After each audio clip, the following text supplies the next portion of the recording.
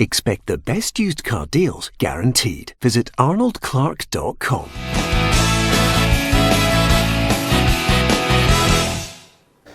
Welcome to Peter and Ruffy's Football Show. It is Thursday. I'm Peter Martin. Thank you very much for joining us on the show.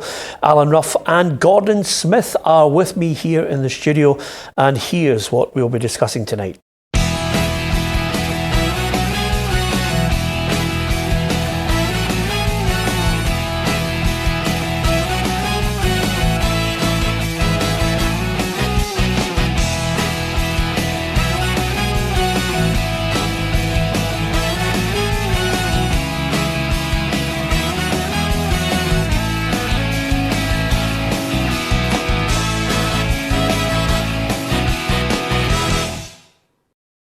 Yes, as we approach the weekend in the football, everybody wondering what tributes will indeed be paid to Billy McNeill ahead of that Celtic Kilmarnock game. There will be a minute's applause. I think the Celtic players to a man will be wearing number 5 on their shorts.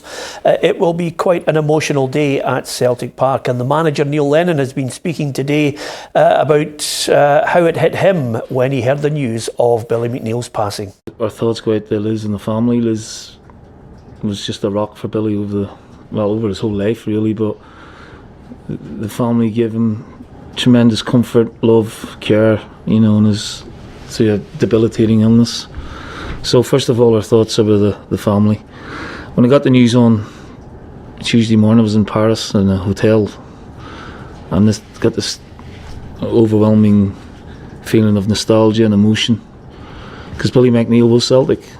He was an icon, a hero.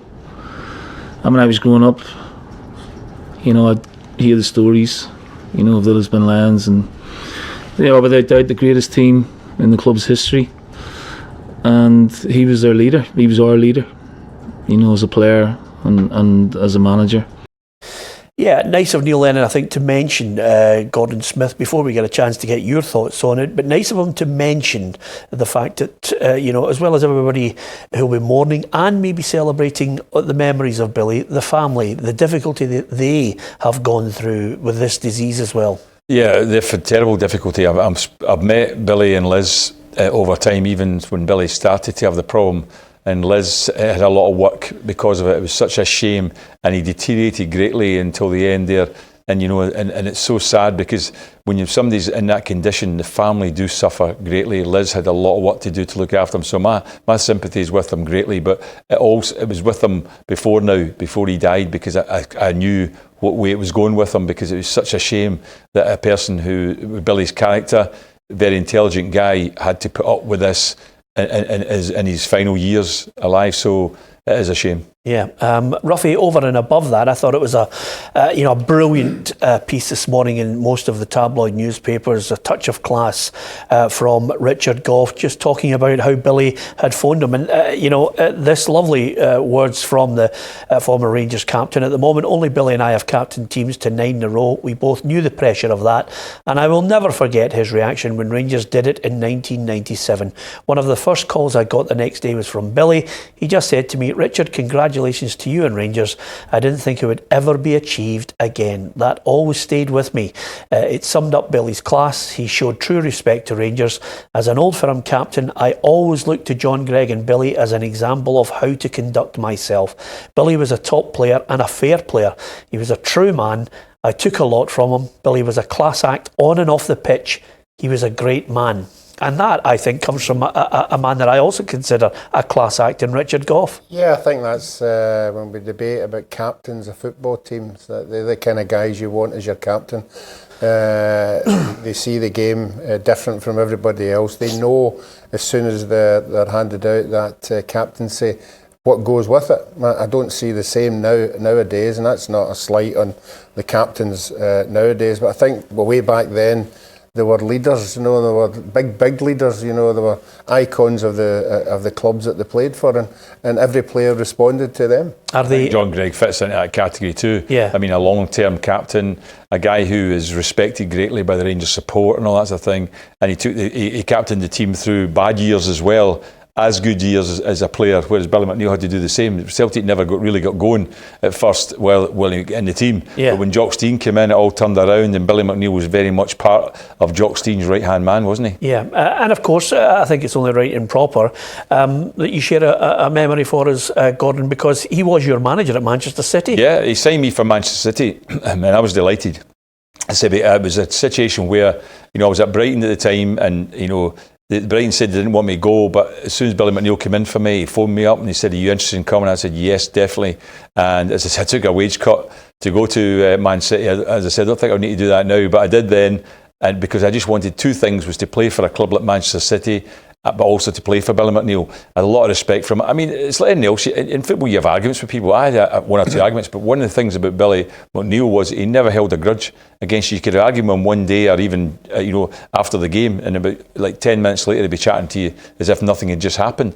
That's what he was like. He was a great character. As I say, I knew him 2 years. He was my manager at City. Things went well. I finished top scorer for the club in my spell playing for him, and I was delighted with that. He was always good with me, and as I say, after he even was finished playing, I met him quite a few times in Glasgow at different functions, and he was always very friendly, and he was always very complimentary about how I'd played. And as a type of guy, Peter, who never used to speak much about his own success, he never brought it up at all. You had to mention it to him about certain things before he would say anything about it. So he was very humble.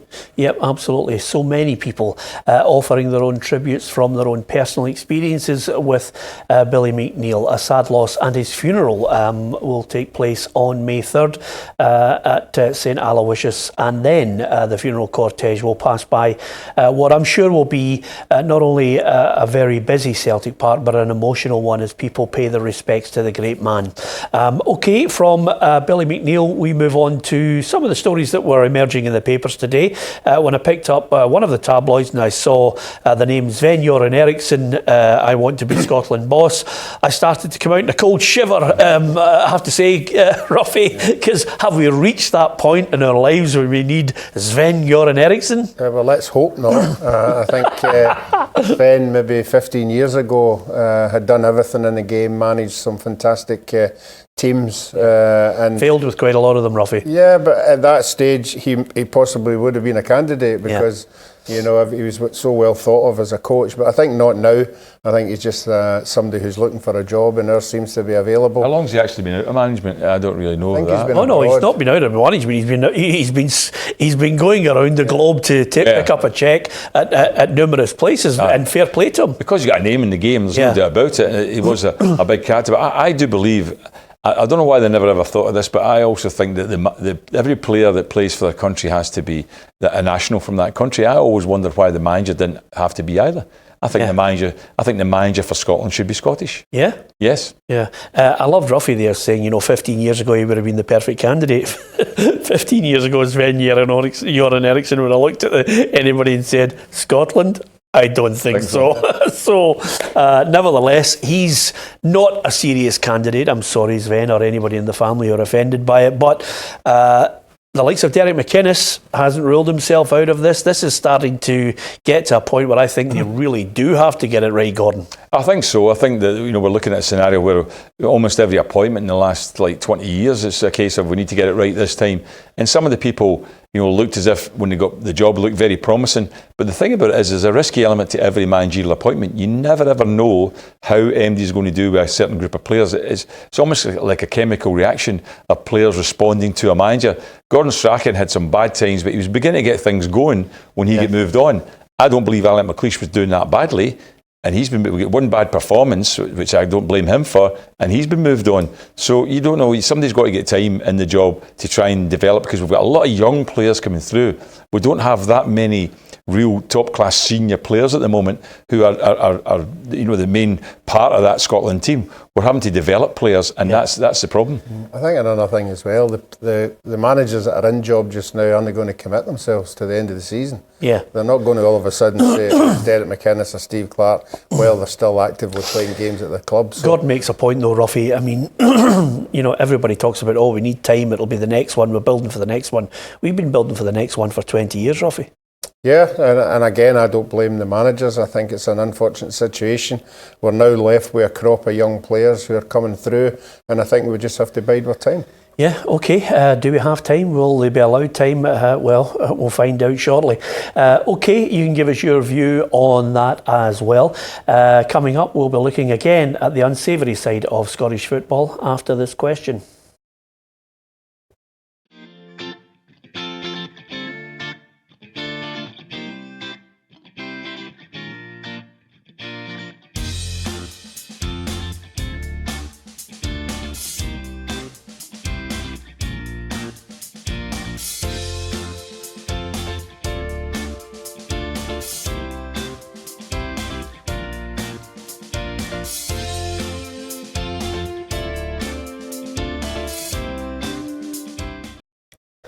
Good luck in the quiz. This is Peter and Ruffy's Football Show. Alan Ruff and Gordon Smith are with me here in the studio. Broadfoot picked up a 3-match ban after losing his red card appeal. Was it the right decision to give him a 3-match ban, Gordon? I think he was a bit unlucky about it. I think it was a challenge he shouldn't have made, though, because I think you're always going to be in danger to an opponent, especially a goalkeeper. If it's another player getting in with his foot like to play the ball, but a goalkeeper's always going to be diving down with his head down low, and you get in like that, there's always a danger that you can threaten a goalkeeper. So I think it is quite harsh in that respect, but I think that it was probably deserved at the time. Yeah, 3 matches. Not 3 matches, just to be sent off for it. Yeah, Robbie, I presume you're in Gordon's camp on this. I'll offer you the alternate on this. I think he was unlucky, and I don't think it's a 3-match ban. Quite simply on the basis that you can actually throw a punch and you only get a 2-match ban. Yeah, but I mean, I think he was unfortunate, that he connected with, obviously, the goalkeeper's head. I don't think he intentionally tried to do that. Yeah. But if it had been outside the box and he'd made that lunge, it'd have been a red card. I just think the distance that he travelled with his boot in there. The 3 games, I would like to maybe think that it is a bit much, but maybe it's on the back of maybe something he's had during the season and his record, red cards or something like that. I don't really know, but I think if it's not an add-on of any kind, I have to put that one into touch, Ruffy, because I think they're just looking at the isolated incident. Well, if that is the case, I think 3 games is too much. Yeah, okay. You've softened. Like 4. Yeah. I was just about to say, Ruffy, you've softened your position in the last hour. But then again, Ruffy, as ever on the programme, has the right to change his mind before the programme finishes. Now, on a weekly basis, on a daily basis, we're talking about players suffering all sorts of abuse. Racist abuse, James Tavernier's highlighted it on social media. I think he's absolutely right to throw that out there. And then I think we need to have a real clampdown, Ruffy, where suddenly we get the perpetrators and then make an example of them. Yeah, it's the same as everything else that's been going on, the throwing the coins, coming on and attacking players. It's another situation that we want to stop, and I would like to think in this day and age that the people who look into these things can identify the person who's done it, and obviously the person who's done it, he gets the same treatment as everybody else gets. He's throw it out there, let everybody know what he's doing. I mean, these people don't realise that they could lose their jobs through this. Yeah. There are other things that can happen to them. So the more people we catch, the better. I think it's awful this is going on, and I hope we do catch these people, because it's disgraceful. If I was looking at the psychological element from James Tavernier's point of view, I'd be saying to him, don't be demeaned by this. These people aren't demeaning you, they're demeaning themselves. Anybody that sends out racist abuse or sectarian abuse, something like that, I believe they're demeaning themselves. It's terrible, the person that gets it, but you should just say, I don't care what that person says, because that person is obviously an idiot and he's demeaned himself. I agree with you, Gordon, but it still hurts. I mean, James Tavernier's a young boy, and you can't take away that that pain of thinking to yourself, we clearly haven't moved on. We haven't moved on. If anything, I think there should be a sustained campaign where there is a lot of money thrown at education, which it's not at the moment. And I'm an ambassador at times for Show Racism, the red card, on a regular basis. The one thing that they talk about is a lack of funding on it. So I think sometimes it's just tokenism by people. Oh, it definitely is. I mean, we need to let people know this is totally wrong. and as I say, it should be a police case here when somebody gets racial abuse like that. No doubt about it. I just hope that James Tavernier can deal with it and just say, this person is not someone he should be worried totally in terms of what the person said, because this person is a disgrace. And hopefully the police will find out who it is. Yeah, absolutely. Okay, a couple of things I want to get to before we finish tonight's programme.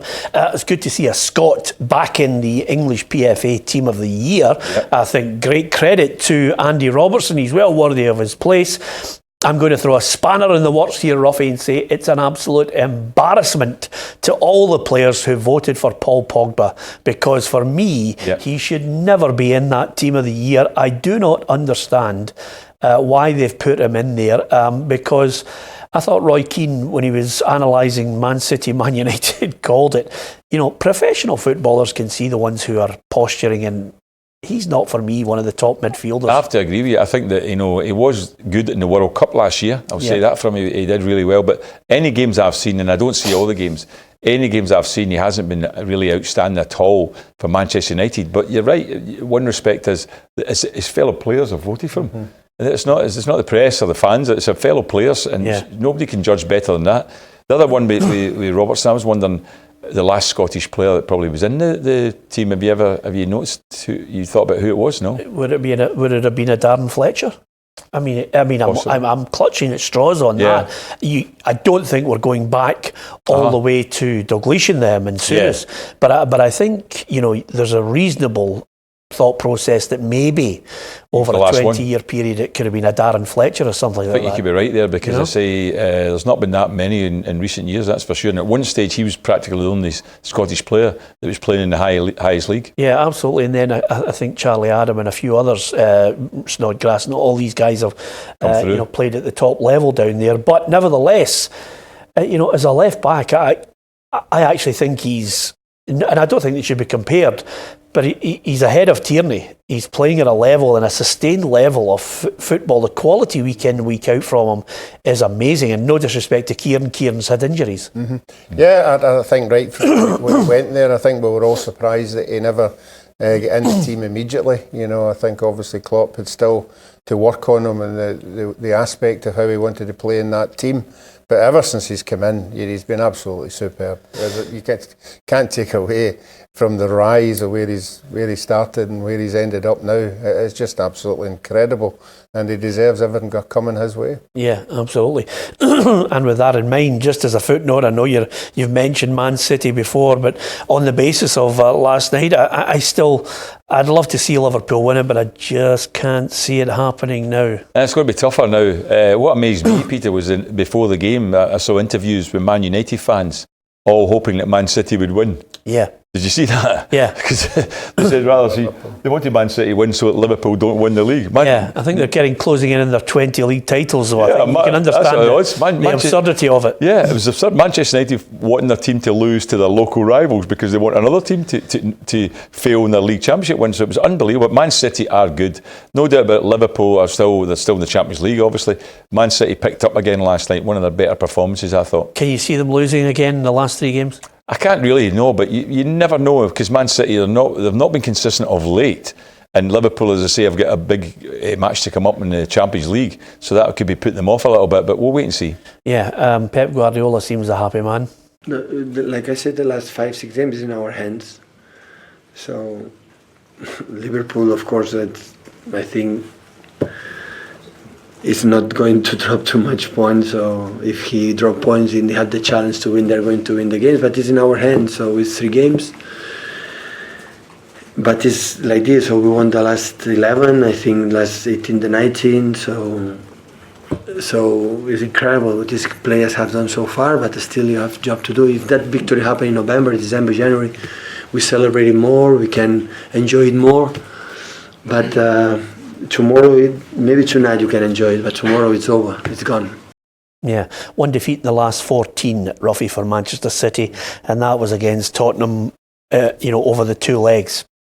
Can't see them slip up. No, the 3 games I've got are possibly easier. Yeah, but I remember one year, I can't remember who the team was, but I remember a team was need just to get into Fulham and win the game, and they got beat in a midweek game.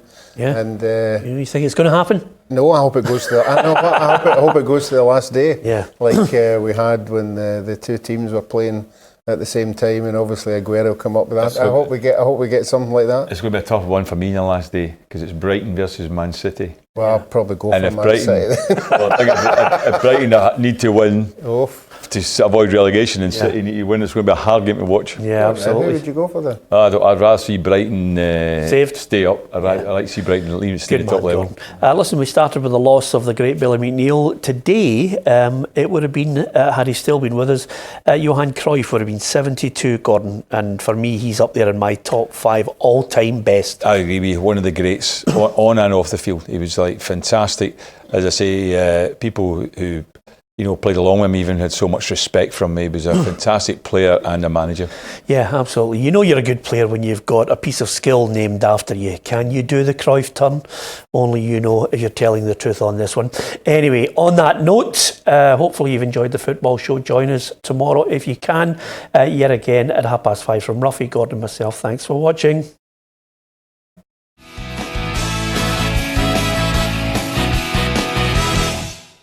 Expect the best used car deals guaranteed. Visit arnoldclark.com.